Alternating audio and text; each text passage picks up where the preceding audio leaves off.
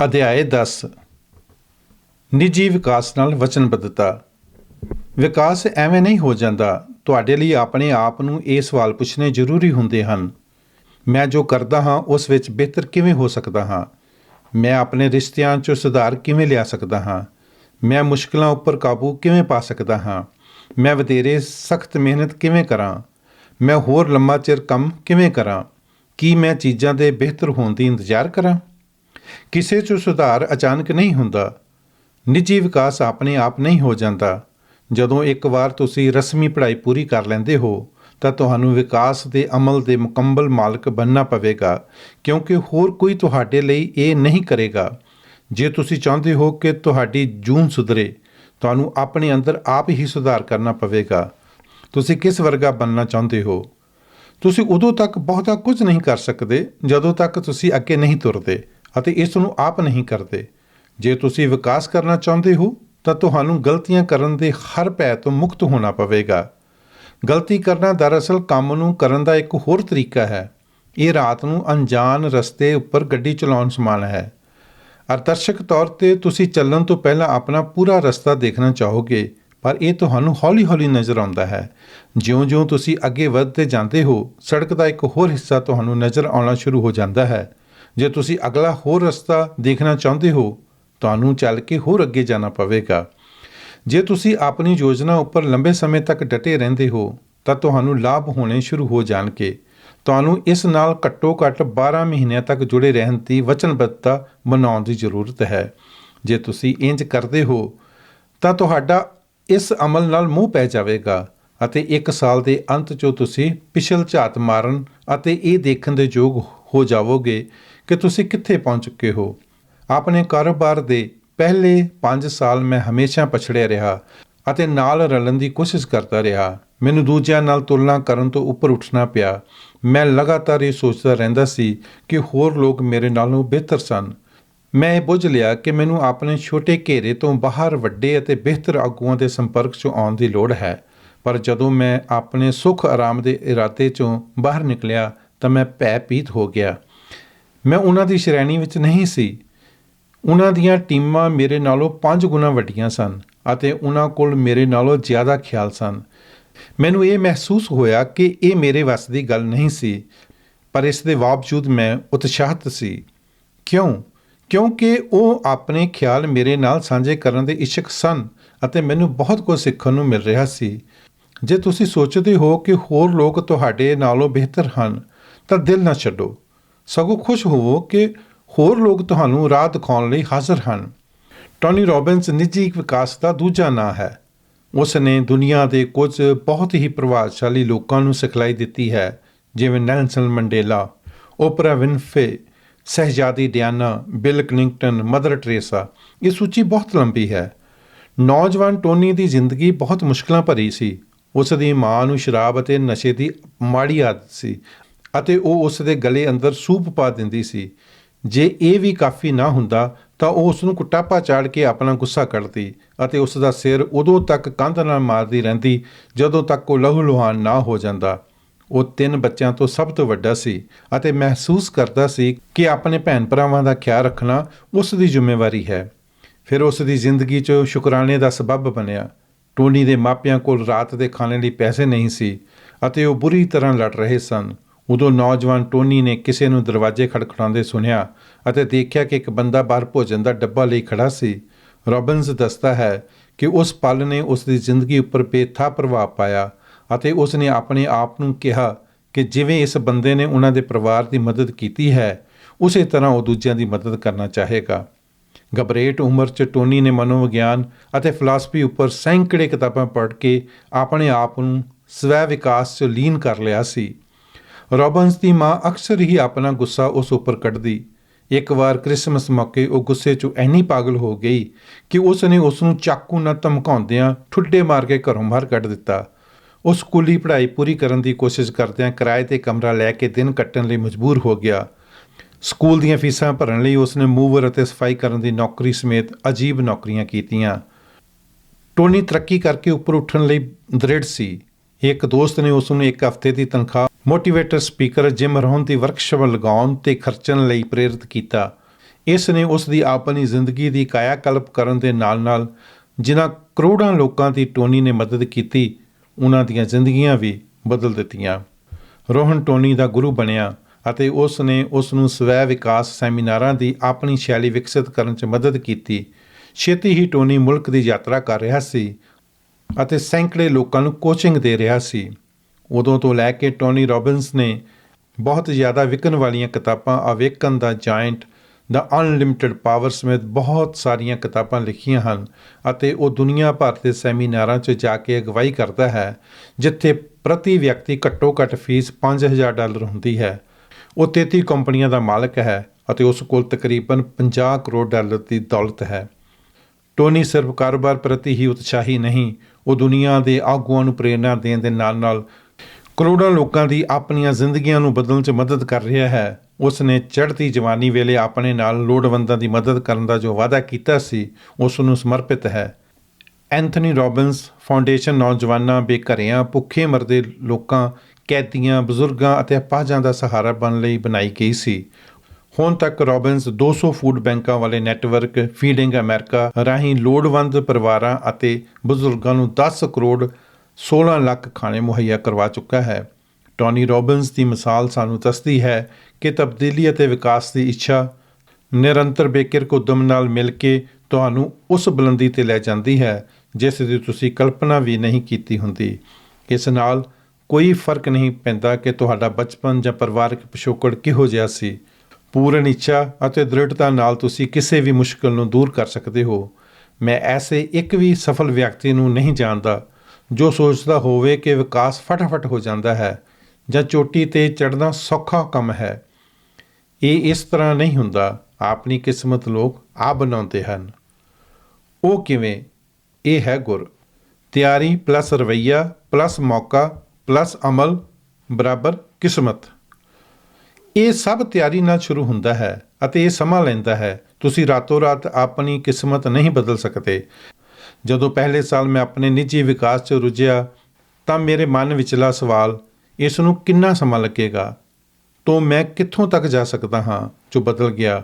ਇਹ ਉਹ ਸਵਾਲ ਹੈ ਜੋ ਤੁਹਾਨੂੰ ਆਪਣੇ ਆਪ ਤੋਂ ਪੁੱਛਣਾ ਚਾਹੀਦਾ ਹੈ। ਆਪਣੇ ਆਪ ਨੂੰ ਹੇਠ ਲਿਖੇ ਸਵਾਲ ਪੁੱਛੋ। ਮੈਂ ਜ਼ਿੰਦਗੀ 'ਚ ਕਿੱਥੇ ਜਾਣਾ ਚਾਹੁੰਦਾ ਹਾਂ? ਮੈਂ ਕਿਸ ਪਾਸੇ ਜਾਣਾ ਚਾਹੁੰਦਾ ਹਾਂ? ਸਭ ਤੋਂ ਦੂਰ ਕਿਹੜੀ ਮੰਜ਼ਿਲ ਹੈ ਜਿਸ ਦੀ ਮੈਂ ਕਲਪਨਾ ਕਰ ਸਕਦਾ ਹਾਂ? ਇਹਨਾਂ ਸਵਾਲਾਂ ਦੇ ਜਵਾਬ ਦੇਣ ਨਾਲ ਤੁਹਾਡਾ ਆਪਣੀ ਸਮਰੱਥਾ ਅਤੇ ਸੰਭਾਵਨਾ ਵੱਲ ਸਫ਼ਰ ਸ਼ੁਰੂ ਹੋ ਜਾਵੇਗਾ। ਸਵੈ ਜਾਗਰੂਕਤਾ ਵਿਕਸਿਤ ਕਰੋ। ਜੇ ਤੁਸੀਂ ਆਪਣੀ ਸਮਰੱਥਾ ਨੂੰ ਵਿਕਸਿਤ ਕਰਨਾ ਚਾਹੁੰਦੇ ਹੋ, ਤੁਹਾਨੂੰ ਆਪਣੇ ਮਜ਼ਬੂਤ ਪੱਖ ਅਤੇ ਕਮਜ਼ੋਰੀਆਂ ਪਤਾ ਹੋਣੀਆਂ ਚਾਹੀਦੀਆਂ ਹਨ। ਤੁਸੀਂ ਨਾ ਸਿਰਫ ਇਹ ਬੁੱਝਣ ਦੇ ਯੋਗ ਹੋਣੇ ਚਾਹੀਦੇ ਹੋ ਕਿ ਤੁਸੀਂ ਕਿਸ ਥਾਂ ਤੋਂ ਤੁਰੇ ਸੀ, ਸਗੋਂ ਇਹ ਵੀ ਕਿ ਹੁਣ ਤੁਸੀਂ ਕਿੱਥੇ ਹੋ। ਨਹੀਂ ਤਾਂ ਤੁਸੀਂ ਉਸ ਜਗ੍ਹਾ ਪਹੁੰਚਣ ਦਾ ਰਸਤਾ ਤੈਅ ਨਹੀਂ ਕਰ ਸਕਦੇ ਜਿੱਥੇ ਤੁਸੀਂ ਜਾਣਾ ਚਾਹੁੰਦੇ ਹੋ। ਜੋ ਤੁਸੀਂ ਹੁਣ ਕਰ ਰਹੇ ਹੋ, ਕੀ ਤੁਹਾਨੂੰ ਪਸੰਦ ਹੈ? ਆਪਣੇ ਜੋਸ਼ ਨੂੰ ਲੱਭਣ ਅਤੇ ਆਪਣੀ ਸਮਰੱਥਾ ਤੱਕ ਪਹੁੰਚਣ ਦਰਮਿਆਨ ਨਿਸ਼ਚਿਤ ਤੌਰ 'ਤੇ ਸਿੱਧਾ ਸੰਬੰਧ ਹੈ। ਜਦੋਂ ਤੁਸੀਂ ਆਪਣੇ ਜੋਸ਼ ਨੂੰ ਵਰਤੋਂ 'ਚ ਲਿਆਉਂਦੇ ਹੋ, ਇਹ ਤੁਹਾਨੂੰ ਤਾਕਤ ਅਤੇ ਉਤਮਤਾ ਮੁਹੱਈਆ ਕਰਦਾ ਹੈ। ਆਪਣੇ ਦਿਲ ਦੀ ਆਵਾਜ਼ ਸੁਣੋ। ਜੋ ਤੁਸੀਂ ਕਰਨਾ ਪਸੰਦ ਕਰਦੇ ਹੋ, ਉਸ ਵੱਲ ਧਿਆਨ ਦਿਓ। ਆਪੇ ਦਾ ਭੇਤ ਪਾ ਲੈਣਾ ਅਤੇ ਤੁਸੀਂ ਕੀ ਕਰਨਾ ਚਾਹੁੰਦੇ ਹੋ, ਇਹ ਉਹਨਾਂ ਸਭ ਤੋਂ ਮਹੱਤਵਪੂਰਨ ਚੀਜ਼ਾਂ ਵਿੱਚੋਂ ਇੱਕ ਹੈ ਜੋ ਤੁਸੀਂ ਜ਼ਿੰਦਗੀ 'ਚ ਕਦੇ ਕਰਨਾ ਚਾਹੋਗੇ। ਸਫਲ ਹੋਣ ਅਤੇ ਆਪਣੇ ਉਦੇਸ਼ਾਂ ਨੂੰ ਪੂਰਾ ਕਰਨ ਦੀ ਇੱਕ ਮੁੱਖ ਕੁੰਜੀ ਹੈ ਆਪਣੀ ਵਿਲੱਖਣ ਪ੍ਰਤਿਭਾ ਨੂੰ ਸਮਝਣਾ ਅਤੇ ਸਹੀ ਖੇਤਰ ਲੱਭਣਾ ਜਿਸ ਵਿੱਚ ਉਹਨਾਂ ਦੀ ਵਰਤੋਂ ਕੀਤੀ ਜਾਵੇ। ਤੁਹਾਡਾ ਨਿਸ਼ਾਨਾ ਇਹ ਹੋਣਾ ਚਾਹੀਦਾ ਹੈ ਕਿ ਤੁਹਾਡੀ ਜ਼ਿੰਦਗੀ ਘੱਟ ਤੋਂ ਘੱਟ ਵਿਅਰਥ ਜਾਵੇ। ਤੁਸੀਂ ਕੀ ਚਾਹੁੰਦੇ ਹੋ ਅਤੇ ਜੋ ਤੁਸੀਂ ਕਰ ਸਕਦੇ ਹੋ ਦਰਮਿਆਨ ਕਿਹੜੀ ਚੀਜ਼ ਤੁਹਾਨੂੰ ਉਤੇਜਿਤ ਕਰਦੀ ਹੈ ਅਤੇ ਕਿਹੜੀ ਚੀਜ਼ ਤੁਹਾਨੂੰ ਅਤੇ ਤੁਹਾਡੀਆਂ ਕਦਰਾਂ ਕੀਮਤਾਂ ਨੂੰ ਸੰਤੁਸ਼ਟ ਕਰਦੀ ਹੈ, ਦਰਮਿਆਨ ਅੰਤਰ ਦਾ ਹਿਸਾਬ ਲਾਓ। ਕੀ ਤੁਸੀਂ ਉਹਨਾਂ ਫਰਕਾਂ ਨੂੰ ਦੂਰ ਕਰਨ ਦੇ ਯੋਗ ਹੋ? ਮੇਰਾ ਵਿਸ਼ਵਾਸ ਹੈ ਕਿ ਸਿਰਫ ਇਹ ਹੀ ਨਹੀਂ ਕਿ ਤੁਸੀਂ ਕੀ ਕਰਨਾ ਚਾਹੁੰਦੇ ਹੋ, ਸਗੋਂ ਇਹ ਜਾਣਨਾ ਵੀ ਜ਼ਰੂਰੀ ਹੈ ਕਿ ਤੁਸੀਂ ਇਹ ਕਿਉਂ ਕਰਨਾ ਚਾਹੁੰਦੇ ਹੋ। ਜਦੋਂ ਤੁਸੀਂ ਕੁਝ ਵੀ ਸਹੀ ਕਾਰਨ ਕਰਕੇ ਕਰਦੇ ਹੋ, ਇਹ ਤੁਹਾਨੂੰ ਅੰਦਰੂਨੀ ਤਾਕਤ ਦਿੰਦਾ ਹੈ।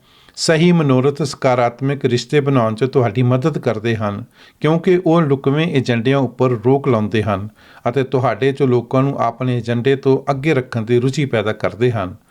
ਜਦੋਂ ਤੁਸੀਂ ਸਹੀ ਕਾਰਨਾਂ ਕਰਕੇ ਕੁਝ ਕਰਦੇ ਹੋ ਤਾਂ ਇਹ ਤੁਸੀਂ ਜੋ ਇਸ ਸਮੇਂ ਕਰ ਰਹੇ ਹੁੰਦੇ ਹੋ, ਉਸ ਤੋਂ ਜੋ ਤੁਸੀਂ ਕਰਨਾ ਚਾਹੁੰਦੇ ਹੋ ਵੱਲ ਵਧਣ ਲਈ ਤੁਹਾਡਾ ਰਸਤਾ ਵੀ ਸਾਫ਼ ਕਰਦਾ ਹੈ। ਇਹ ਇੱਕ ਅਮਲ ਹੈ। ਕੀ ਤੁਸੀਂ ਜਾਣਦੇ ਹੋ ਇਸ ਲਈ ਕੀ ਲੋੜੀਂਦਾ ਹੈ?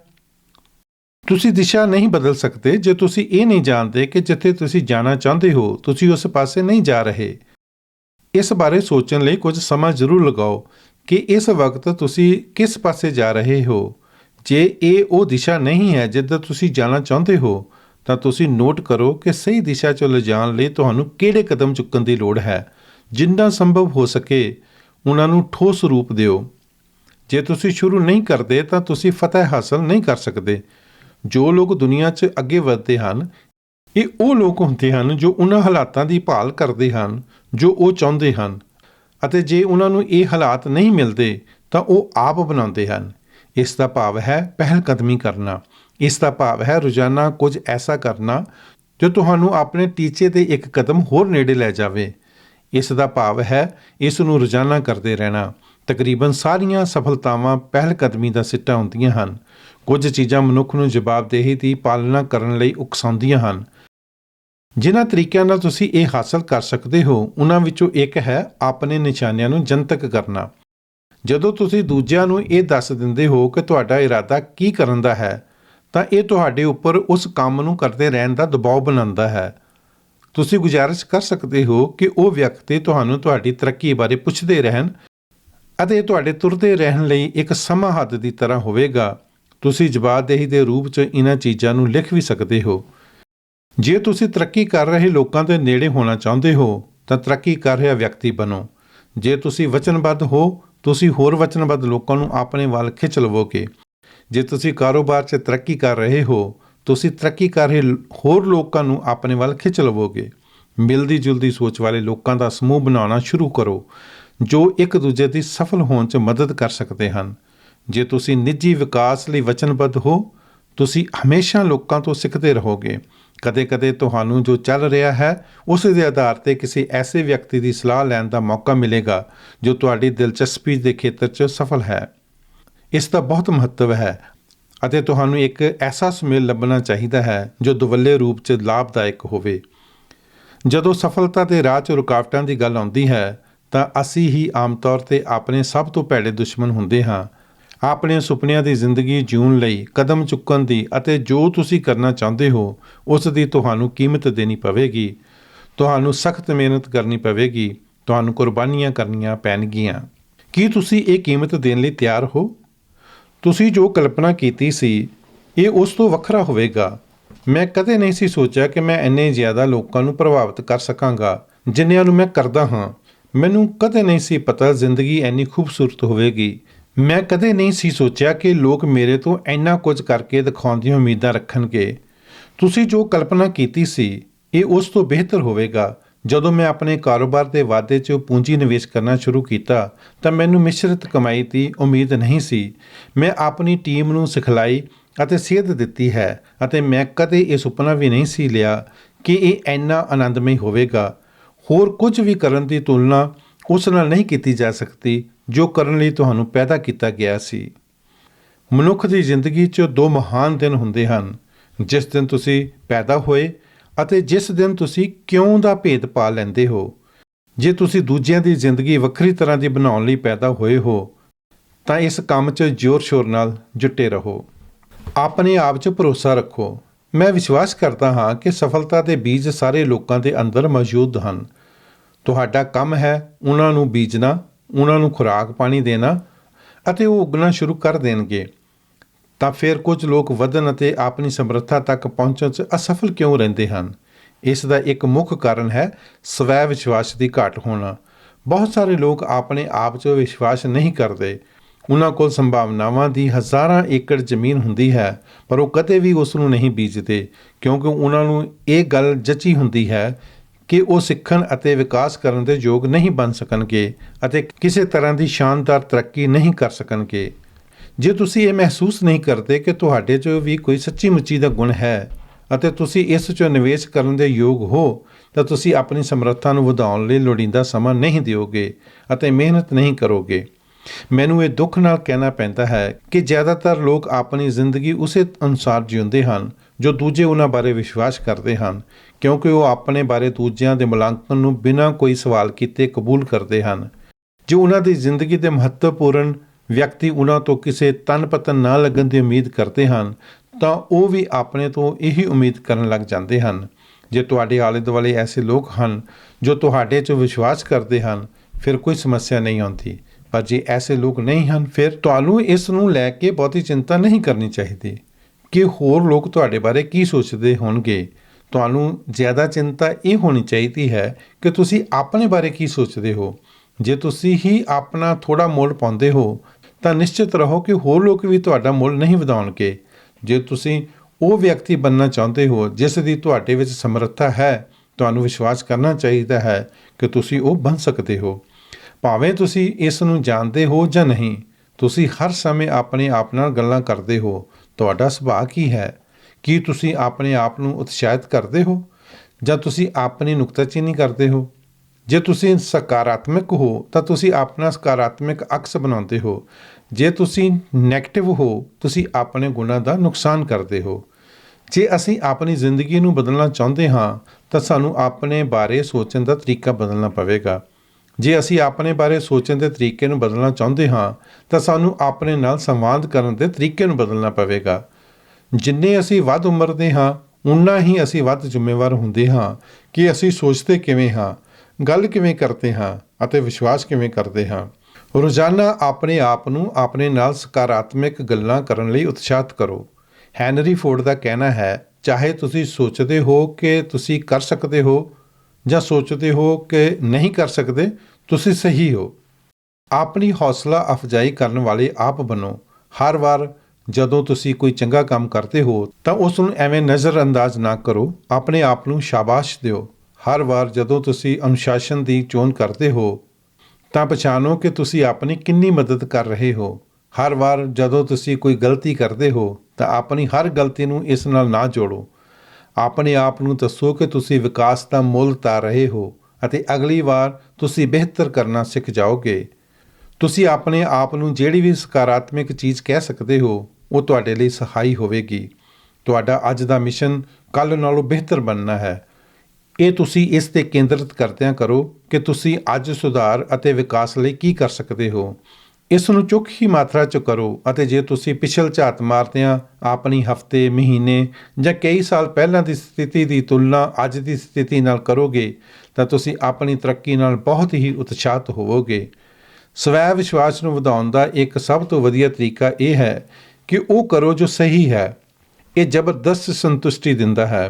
ਆਪਣੇ ਆਪ ਅਤੇ ਆਪਣੀਆਂ ਕਦਰਾਂ ਕੀਮਤਾਂ ਪ੍ਰਤੀ ਸੱਚਾ ਹੋਣਾ ਇੱਕ ਬਹੁਤ ਵੱਡਾ ਸਵੈ ਵਿਸ਼ਵਾਸ ਨਿਰਮਾਤਾ ਹੈ।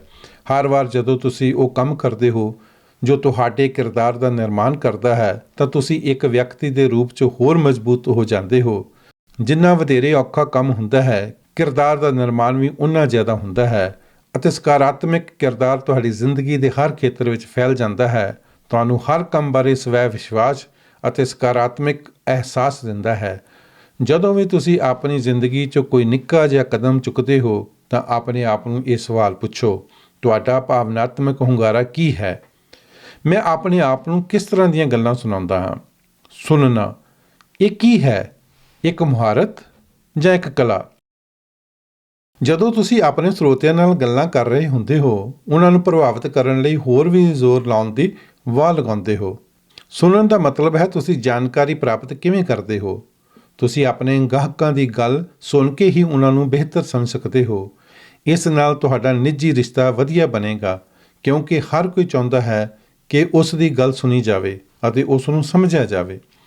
ਮੇਰੇ ਕੰਮ 'ਚ ਜਦੋਂ ਅਸੀਂ ਕਿਸੇ ਗਾਹਕ ਨਾਲ ਪੇਸ਼ ਆਉਂਦੇ ਹਾਂ ਤਾਂ ਇਹ ਸਿਰਫ ਇੱਕ ਸਮੇਂ ਦੀ ਗੱਲ ਨਹੀਂ ਹੁੰਦੀ। ਇਹ ਮੇਰੀ ਗਾਹਕ ਦੀ ਜ਼ਿੰਦਗੀ ਦੀ ਯੋਜਨਾ ਹੁੰਦੀ ਹੈ।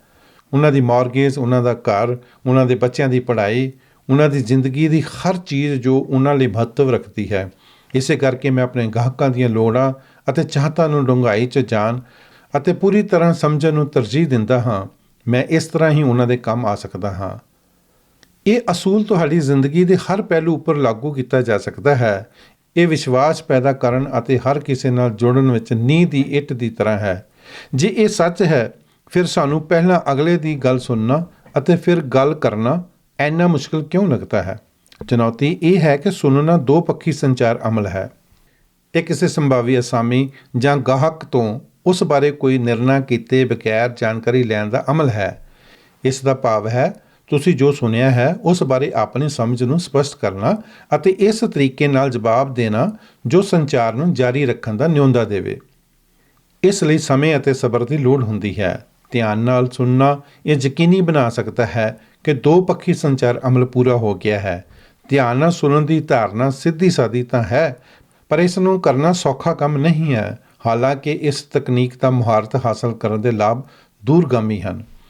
ਸੰਭਾਵੀ ਅਸਾਮੀ ਅਤੇ ਗਾਹਕਾਂ ਨਾਲ ਸੰਪਰਕ ਬਣਾਉਣ ਤੋਂ ਇਲਾਵਾ ਧਿਆਨ ਨਾਲ ਸੁਣਨਾ ਹੇਠ ਲਿਖਿਆ ਹਾਸਲ ਕਰ ਸਕਦਾ ਹੈ। ਮਾਨਸਿਕ ਤਣਾਅ ਨੂੰ ਘਟਾਉਣਾ। ਜਦੋਂ ਕੋਈ ਵਿਅਕਤੀ ਸਾਡੀ ਗੱਲ ਧਿਆਨ ਨਾਲ ਸੁਣਦਾ ਹੈ ਤਾਂ ਅਸੀਂ ਆਮ ਤੌਰ 'ਤੇ ਘੱਟ ਤਣਾਅ ਮਹਿਸੂਸ ਕਰਦੇ ਹਾਂ। ਨਾਲ ਹੀ ਜੇ ਅਸੀਂ ਵਧੀਆ ਸਰੋਤੇ ਹਾਂ, ਅਸੀਂ ਫਿਰ ਵੀ ਘੱਟ ਤਣਾਅ ਮਹਿਸੂਸ ਕਰਦੇ ਹਾਂ, ਕਿਉਂਕਿ ਸਾਨੂੰ ਕੋਈ ਚੰਟ ਜਾਂ ਸਮਝਦਾਰੀ ਵਾਲਾ ਕਹਿਣ ਲਈ ਆਨ ਨਹੀਂ ਹੋਣਾ ਪੈਂਦਾ। ਮਿਲਣੀ ਦਾ ਸਮਾਂ ਘਟਾਉਣਾ। ਜੇ ਅਸੀਂ ਗੱਲ ਕਰਨ ਦੀ ਬਜਾਏ ਸੰਭਾਵੀ ਅਸਾਮੀ ਜਾਂ ਗਾਹਕਾਂ ਦੀ ਸੁਣਦੇ ਹਾਂ ਅਤੇ ਉਹਨਾਂ ਲਈ ਕੀ ਮਹੱਤਵਪੂਰਨ ਹੈ ਉਸ ਨੂੰ ਸਮਝਣ ਨੂੰ ਨਹੀਂ ਉਕਦੇ, ਤਾਂ ਅਸੀਂ ਮਸਲੇ ਦੀ ਤਹਿ 'ਚ ਜਾ ਸਕਦੇ ਹਾਂ। ਪਹਿਲਾਂ ਦਿਓ ਤਾਂ ਜੋ ਤੁਸੀਂ ਬਾਅਦ ਵਿੱਚ ਪ੍ਰਾਪਤ ਕਰ ਸਕੋ। ਦੇਣ ਦਾ ਇੱਕ ਰੂਪ ਹੈ ਸੁਣਨਾ। ਡਾਕਟਰ ਸਟੀਫਨ ਕਵੇ ਦੀ ਸਲਾਹ ਹੈ ਕਿ ਇਸ ਤੋਂ ਪਹਿਲਾਂ ਕਿ ਅਸੀਂ ਕਢਵਾਉਣ ਦੀ ਸੋਚੀਏ, ਸਾਨੂੰ ਕਿਸੇ ਵਿਅਕਤੀ ਦੇ ਭਾਵਨਾਤਮਕ ਬੈਂਕ ਵਿੱਚ ਜਮ੍ਹਾਂ ਕਰਾਉਣਾ ਚਾਹੀਦਾ ਹੈ। ਧਿਆਨ ਨਾਲ ਸੁਣਨਾ ਭਾਵਨਾਤਮਕ ਜਮ੍ਹਾਂ ਰਾਸ਼ੀ ਹੈ, ਯਾਨੀ ਕਿ ਇਮੋਸ਼ਨਲ ਡਿਪੋਜ਼ਿਟ। ਅਮਰੀਕਨ ਮਨੋਵਿਗਿਆਨ ਦੇ ਪਿਤਾਮਾ ਵਿਲੀਅਮ ਜੇਮਸ ਨੇ ਕਿਹਾ ਸੀ ਕਿ ਮਨੁੱਖ ਸੁਭਾਅ ਦਾ ਸਭ ਤੋਂ ਡੂੰਘਾ ਸਿਧਾਂਤ ਸਮਝੇ ਜਾਣ ਅਤੇ ਤਾਰੀਫ ਸੁਣਨ ਦੀ ਲਾਲਸਾ ਹੈ।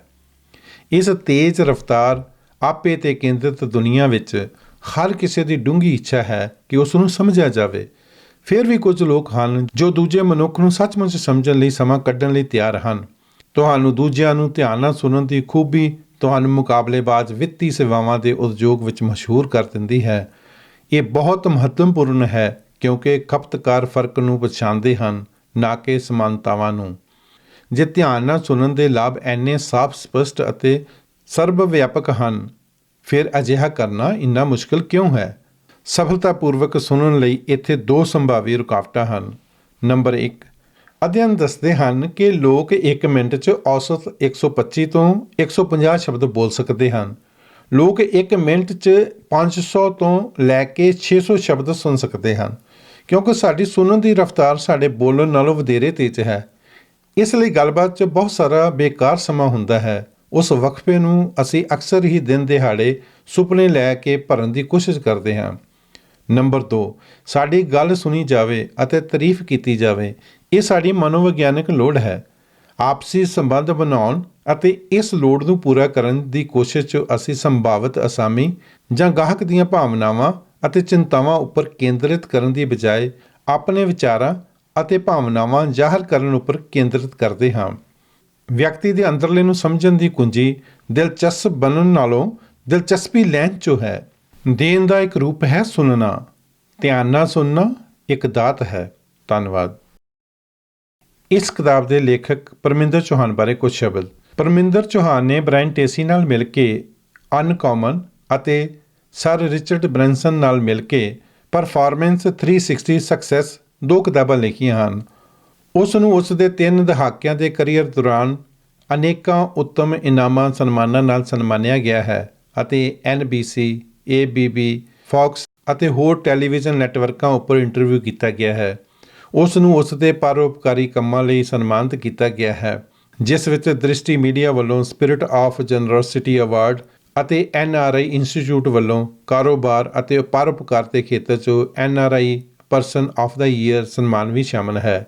ਉਸ ਦੇ ਦਫ਼ਤਰ ਵੱਲੋਂ 36 ਤੋਂ ਵਧੇਰੇ ਦਾਨੀ ਸੰਸਥਾਵਾਂ ਦੀ ਸਰਪ੍ਰਸਤੀ ਕੀਤੀ ਗਈ ਹੈ, ਜਿਵੇਂ ਸਰੀ ਮੈਮੋਰੀਅਲ ਹਸਪਤਾਲ, BC ਚਿਲਡਰਨ ਹਸਪਤਾਲ, Ronald McDonald House, the Heart and Stroke Foundation, the Surrey Food Bank and Canadian Cancer Society. ਉਹ ਪਿਛਲੇ 28 ਸਾਲ ਤੋਂ ਆਪਣੀ ਪਤਨੀ ਦੀਪ ਚੌਹਾਨ ਨਾਲ ਸਰੀ BC ਵਿਖੇ ਰਹਿ ਰਹੇ ਹਨ ਅਤੇ ਉਹਨਾਂ ਦੇ ਇੱਕ ਧੀ ਹਿਨਾ ਅਤੇ ਇੱਕ ਪੁੱਤਰ ਅਰਮਾਨ ਹਨ। ਤੁਹਾਨੂੰ ਪਾਠਕਾਂ ਨੂੰ ਮੈਂ ਆਪਣੇ ਪਿਛੋਕੜ ਦੀ ਝਲਕ ਦੇ ਦਿੰਦਾ ਹਾਂ। ਮੈਂ ਭਾਰਤ ਵਿੱਚ ਚੰਡੀਗੜ੍ਹ ਲਾਗੇ ਇੱਕ ਨਿੱਕੇ ਜਿਹੇ ਪਿੰਡ ਦਾ ਜੰਮਪਲ ਹਾਂ। ਮੇਰੇ ਪਿਤਾ ਜੀ ਸਕੂਲ ਵਿੱਚ ਅਧਿਆਪਕ ਸਨ ਅਤੇ ਉਹਨਾਂ ਦੀ ਤਨਖਾਹ ਇੰਨੀ ਥੋੜ੍ਹੀ ਸੀ ਕਿ ਪਰਿਵਾਰ ਦਾ ਪੇਟ ਪਾਲਣ ਜੋਗੀ ਨਹੀਂ ਸੀ। ਮੈਨੂੰ ਹਮੇਸ਼ਾ ਆਪਣੇ ਭਰਾਵਾਂ ਦੇ ਪੁਰਾਣੇ ਕੱਪੜੇ ਪਾਉਣੇ ਪੈਂਦੇ ਸਨ, ਕਿਉਂਕਿ ਸਾਡੀ ਜੇਬ ਨਵੇਂ ਕੱਪੜਿਆਂ ਦੀ ਇਜਾਜ਼ਤ ਨਹੀਂ ਦਿੰਦੀ ਸੀ। ਮੇਰਾ ਪਿਛੋਕੜ ਬਹੁਤ ਹੀ ਨਿਮਾਣਾ ਜਿਹਾ ਹੈ। ਜਵਾਨੀ 'ਚੋਂ ਪੈਰ ਧਰਦਿਆਂ ਹੀ ਜਦੋਂ ਮੈਂ ਕੈਨੇਡਾ ਆਇਆ ਤਾਂ ਮੈਨੂੰ ਅੰਗਰੇਜ਼ੀ ਬਹੁਤੀ ਨਹੀਂ ਸੀ ਆਉਂਦੀ। ਉੱਥੇ ਜਾ ਕੇ ਮੈਂ ਆਪਣੀ ਨਵੀਂ ਜ਼ਿੰਦਗੀ ਸ਼ੁਰੂ ਕਰਨ ਅਤੇ ਆਪਣੀ ਜਗ੍ਹਾ ਬਣਾਉਣ ਲਈ ਸੰਘਰਸ਼ ਕੀਤਾ। ਮੈਂ ਬਹੁਤ ਸਾਰੇ ਕਾਰੋਬਾਰਾਂ ਦਾ ਮਾਲਕ ਹਾਂ, ਬਹੁਤ ਸਾਰੇ ਕਰੀਅਰ ਬਦਲੇ ਹਨ ਅਤੇ ਇਸ ਪੂਰੇ ਸਫ਼ਰ ਦੌਰਾਨ ਮੈਨੂੰ ਬਥੇਰੇ ਨੁਕਸਾਨ ਅਤੇ ਅਸਫਲਤਾਵਾਂ ਦਾ ਸਾਹਮਣਾ ਕਰਨਾ ਪਿਆ ਹੈ। ਮੇਰੀ ਕੋਈ ਵੀ ਸਫਲਤਾ ਕਿਸੇ ਕਿਸਮਤ ਦੇ ਕ੍ਰਿਸ਼ਮੇ ਦੀ ਬਦੌਲਤ ਨਹੀਂ ਹੋਈ, ਸਗੋਂ ਇਹ ਮੇਰੇ ਦ੍ਰਿੜ ਇਰਾਦੇ, ਸਿਰੜ ਅਤੇ ਸਮੱਸਿਆਵਾਂ ਨੂੰ ਆਪਣੇ ਸੁਪਨਿਆਂ ਉੱਪਰ ਭਾਰੂ ਨਾ ਪੈਣ ਦੇਣ ਦੀ ਬਦੌਲਤ ਹੋਈ ਹੈ। ਇਸ ਕਿਤਾਬ ਜ਼ਰੀਏ ਮੈਂ ਇਸ ਉਮੀਦ ਨਾਲ ਉਹ ਸਬਕ ਤੁਹਾਡੇ ਨਾਲ ਸਾਂਝੇ ਕਰਨੇ ਚਾਹੁੰਦਾ ਹਾਂ ਜੋ ਮੈਂ ਆਪਣੇ ਇਸ ਸਫ਼ਰ ਦੌਰਾਨ ਸਿੱਖੇ। ਮੈਨੂੰ ਉਮੀਦ ਹੈ ਕਿ ਮੇਰੀ ਦਾਸਤਾਨ ਤੁਹਾਡੇ ਲਈ ਪ੍ਰੇਰਨਾ ਬਣੇਗੀ। ਇਹ ਤੁਹਾਡੇ ਲਈ ਆਪਣੀ ਹੋਣਹਾਰਤਾ ਅਤੇ ਆਪਣੇ ਸੁਪਨਿਆਂ 'ਚ ਭਰੋਸਾ ਬੱਝਣ 'ਚ ਸਹਾਈ ਹੋਵੇਗੀ। ਸਿਰਫ ਮਨੁੱਖਾਂ 'ਚ ਹੀ ਸੋਚਾਂ ਨੂੰ ਸਾਕਾਰ ਹਕੀਕਤ 'ਚ ਬਦਲਣ ਦੀ ਤਾਕਤ ਹੈ। ਸਿਰਫ ਉਹੀ ਸੁਪਨੇ ਲੈ ਸਕਦੇ ਹਨ ਅਤੇ ਆਪਣੇ ਸੁਪਨਿਆਂ ਨੂੰ ਸਾਕਾਰ ਵੀ ਕਰ ਸਕਦੇ ਹਨ। ਧੰਨਵਾਦ।